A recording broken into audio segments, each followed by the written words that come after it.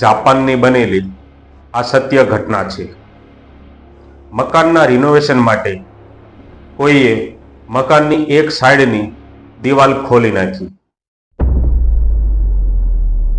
સામાન્ય રીતે જાપાનમાં લાકડાના મકાન હોય છે, જેમાં બંને બાજુ લાકડું હોય છે અને વચ્ચેનો ભાગ ખાલી હોય છે.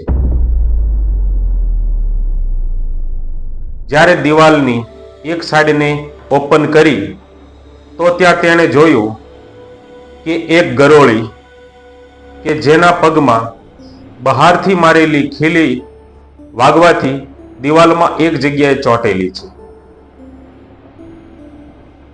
તેણે જોયું તો તેને દયા આવી અને આશ્ચર્ય થયું, અને તેને યાદ આવ્યું કે આ ખીલી 10 વર્ષ પહેલા જ્યારે મકાન બનતું હતું ત્યારે મારવામાં આવેલી.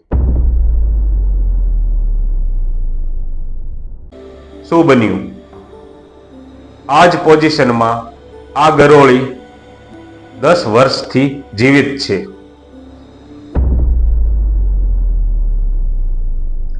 એક અંધારી પાર્ટીશન દિવાલમાં એક પણ પગલું ચાલ્યા વગર આ ગરોળી જીવિત છે.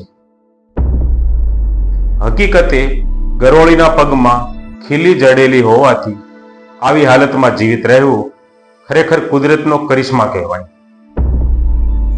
આ જોઈને તેણે રિનોવેશનનું કામ અટકાવી દીધું અને જોવા લાગ્યો કે આ ગરોળી શું કરે છે અને શું ખાય છે.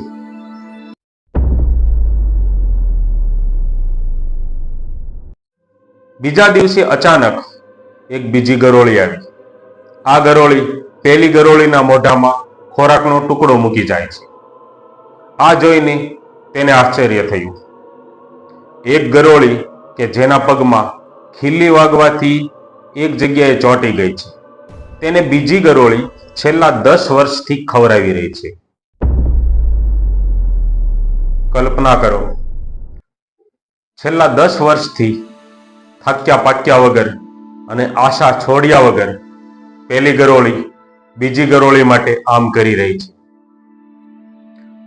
વિચારો, તમે મમ્મી પપ્પા, ભાઈ બહેન, મિત્ર કે જે પણ હોય, તમે આવું કરી શકશો? તમારી જ્યારે કોઈને જરૂર હોય ત્યારે તમે મદદ કરી શકો છો?